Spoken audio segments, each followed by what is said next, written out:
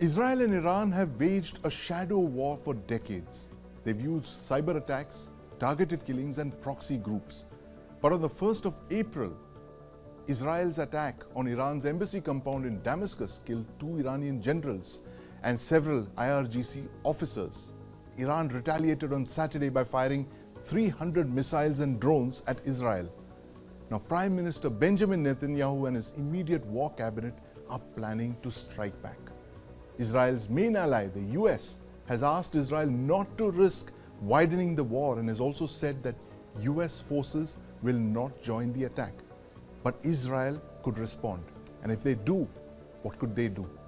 They could hit at Iran's strategic facilities, including IRGC bases, or worse, hit their nuclear research facilities. Now, Iranian air defenses are not as sophisticated as Israel's multi-layered missile defenses. Iran has no regional allies who will protect it. How will Israel strike back at Iran? Will it be cyber attacks or covert operations? Will it be inside Iran or will it attack Iranian assets outside? What will be the implication of that attack for the region? Will the conflict become wider? A red line has been crossed. What's the next chapter of this conflict going to be? Joining me to discuss this today are Itai Melchior, former member of the National Security Council in Israel, Arjun Hardas, and my colleague Aditya Kaul. Gentlemen, welcome to the News9 Plus show. Itai, I want to start by asking you this. 300 drones and missiles fired at Israel. I can't think of any country in the world that could emerge unscathed from such a barrage. Now, it wouldn't surprise a lot of people who know Israel, that's the Israel that we know. It's resilient and undefeatable. But now we must ask, will Israel retaliate for that attack by Iran?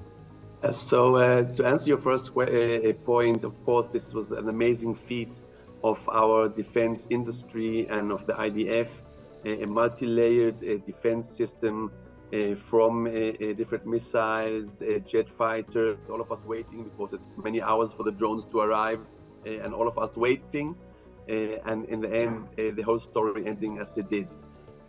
Yes, Israel has said it will retaliate. Israel has to retaliate in this region. You have to show that you retaliate. Though, how you do that is a whole different question. I remind you that we have this open front in a few other areas of Iranian proxies. If we're talking about the north of Hezbollah, Hamas in Gaza, where we still have Rafah enclave, which has not been conquered by Israel, and this is something that still has to be done. So all in all, when you consider Israel's response, you have to take into account all of these things. On the plus side, you have to see that the world is more or less giving Israel room, and Iran has actually done a big service to Israel that was a bit frowned upon by the different countries, and suddenly is back on the positive side, which may give leeway for an attack on Rafah. Israel will not attack civilian infrastructure. We have no problem, no beef with the Iranians. We have a problem with the regime. We have a problem with their nuclear plan and their missile plan, and therefore, most likely we will see some kind of response that will help us also fend off future attacks. So my estimate would be that that will be the kind of strike we will see. Right. I mean, it's chilling words there that Iran could be at the receiving end of an Israeli attack, and the attack, as you were saying, is not going to be a question of if, but when. Arjun, you've been looking at the situation very closely. It would have been catastrophic if even 10 of those missiles or drones had gotten through and resulted in civilian casualties. But seeing it from India here, looking at no loss of life. There was that one Bedouin child who was injured. I hope she comes back very quickly to her parents. But given the fact that no casualties were reported, significant civilian casualties, why would why would Israel need to strike back at Iran? Is it, as Itai mentioned, the fact that you're in a rough neighborhood and if you can't, take these attacks lying down, that would be seen as a sign of weakness? What's your take on this? Absolutely correct. The thing is, Israel has already lost some of its deterrence initially on the 7th of October. Right. And if it continues like this in any way possibly, it's going to lose a lot of deterrence and it's going to be open season. Yes. by the enemies. Now, if you recall, 34 years ago, 33 years ago, when Iraq sent Scud missiles, Right. I know the former air chief at Yes. that time of the Israeli Air Force. I had a talk with him. He said my F-15s were on the runway, Right. ready to take off and hit Iraq. Until we got a call at that time from Shamir, Prime Minister Shamir, Yes. that no, don't go. In return, they got a lot of goodies, Right. Patriot missiles, etc., technology. Yes. Just to keep Israel out of the conflict. Absolutely. Now, so the ability to strike back is not the problem. Right. Now, this is also not a new thing. Yes. In the sense that if you recall, a few years ago, there was the Stuxnet, the virus attack against Yes. Israel at Nuts.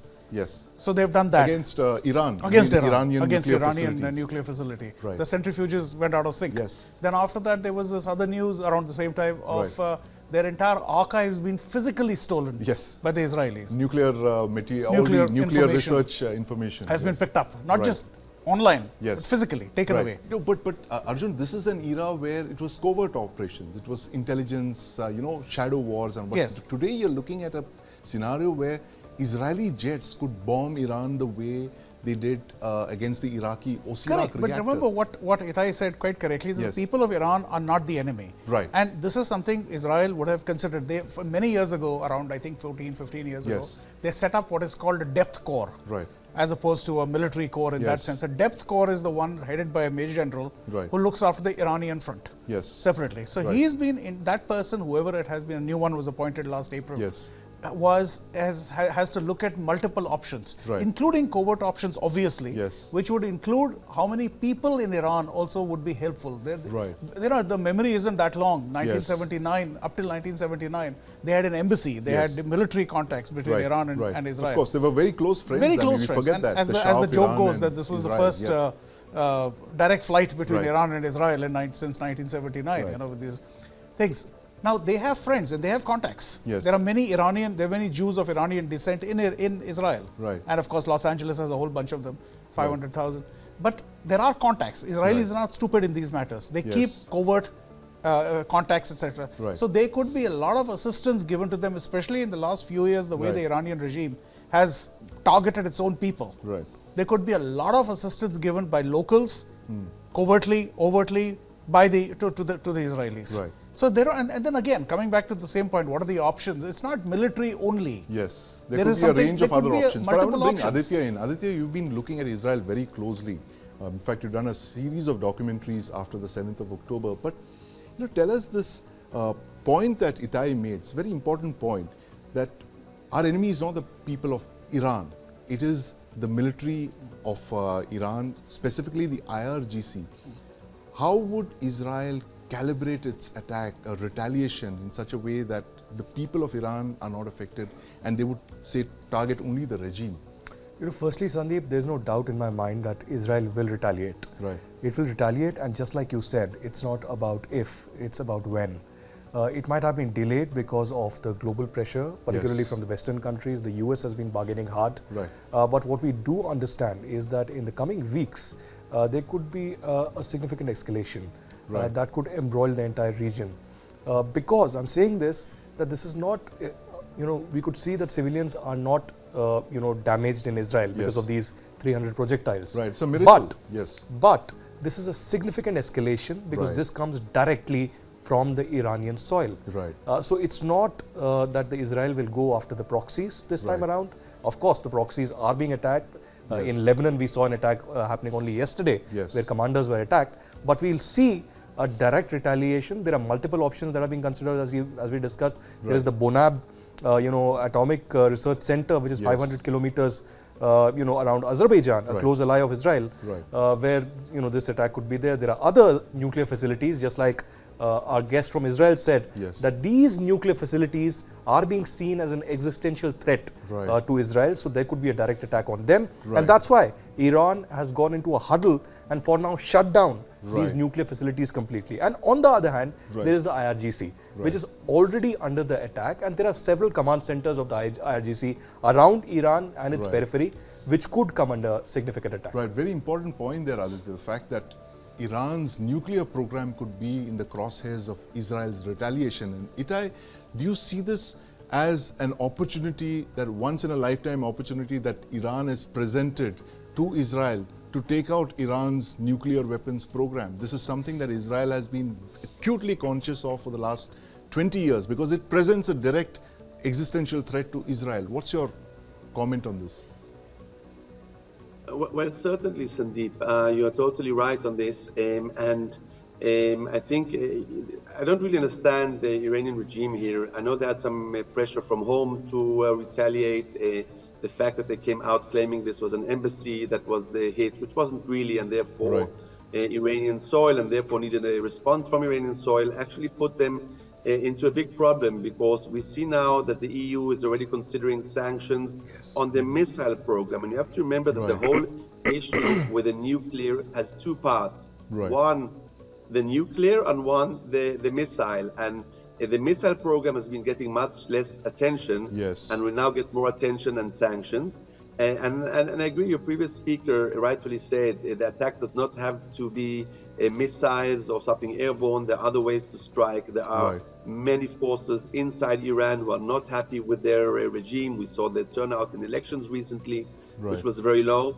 So therefore, I believe that it is an opportunity here, and if Israel even can't miss such an opportunity, and therefore that's most likely what we will see. Right, Arjun. But what could be the the fallout of such an attack when Israel and Iran are directly engaging in conflict after almost 40 years? There's been this covert war that's been on after Lebanon, 85 on. But what would be the impact on the region?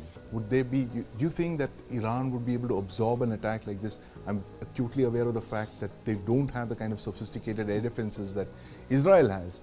Would they be able to absorb an attack like this, or would they go out full out on a war? And if so, what would be the consequences? Well, for they've just already tried to go to war, sending 300 aerial weapons, including ballistic missiles, not just drones, so to say. Ballistic missiles were used, and if you remember, the target was the Nevatim Air Base, which is where the Adirs, the F-35s are kept, the most lethal aircraft in air defense against Iran.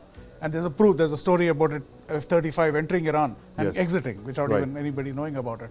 So the impact, and frankly, the actions of some of the Arab countries during this attack, during this aerial attack, specifically Jordan, Saudi Arabia, UAE, there are some rumors of that, have shown that Iran is pretty much isolated. It is. There is China probably, even they are not going to get into a direct attack.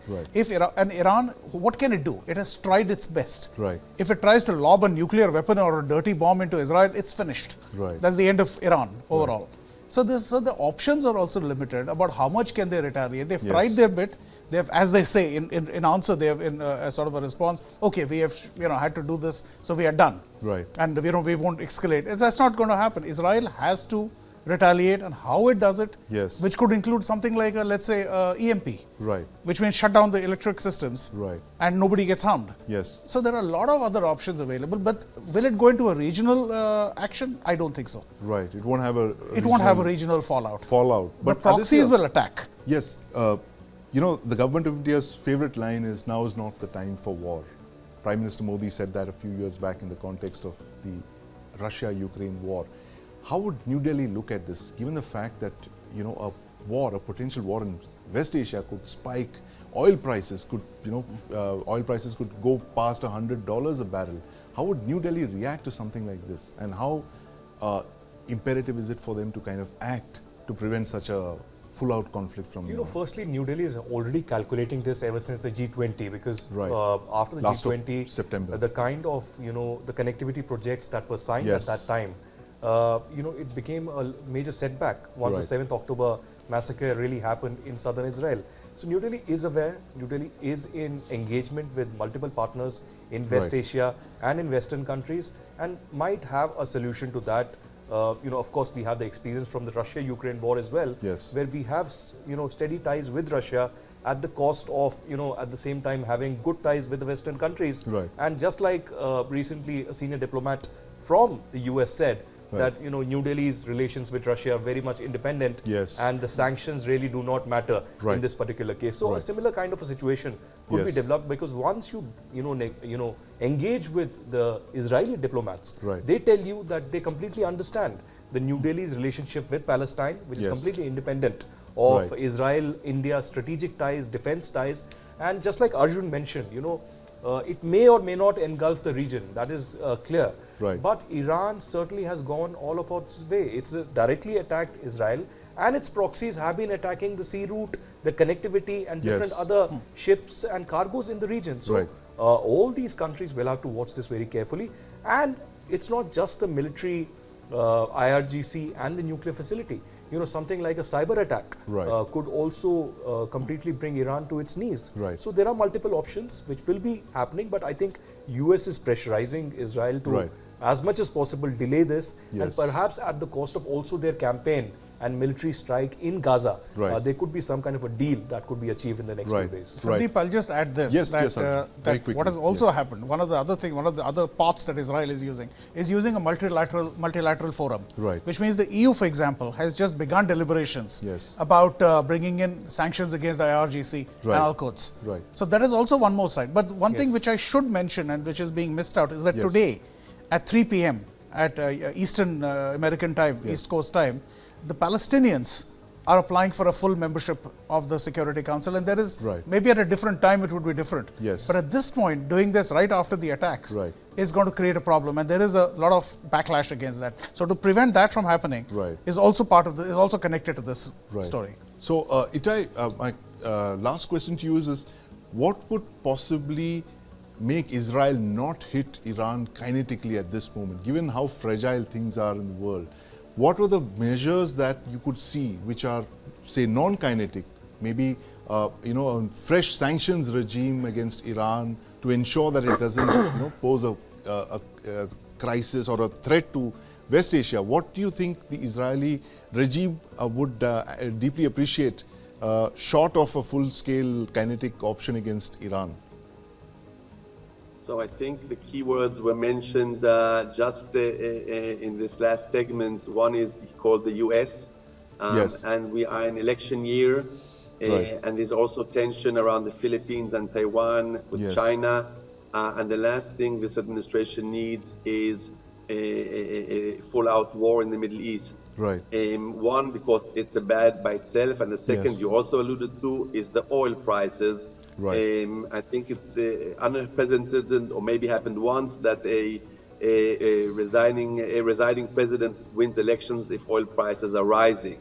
It's actually interesting to see that they haven't, despite what's going on in the Sea of Yemen and with the Suez Canal technically shut and a lot of the oil going around. We still haven't seen, and I think that's a management by the US with its allies in the Gulf and other allies to make sure that this doesn't happen. So it is a big interest of the US that this doesn't blow up, and therefore they are probably willing to give Israel quite a lot of things. It could be declaring the ICG as a terrorist organization, could be deeper sanctions, could be supplying Israel with weapons that it may need later on with heavier ammunition. And also, according to some sources already reported, that Israel has been given by the US a bit of a longer leash when it comes to Rafah. Absolutely. Thank you, Itai, for putting out those non-kinetic options. And as you correctly mentioned, the US has tremendous leverage on Israel at this point. So if Israel retaliates, all depends on the kind of deal that America is willing to present to Israel and make it reassess its kinetic options. But thank you very much, gentlemen, for joining us this evening. Itai, Melchior, Arjun, Hardas, and my colleague Aditya Kaul will be watching that story very carefully, and we hope better sense prevails. And as Prime Minister Modi is fond of saying, now is not the time for war.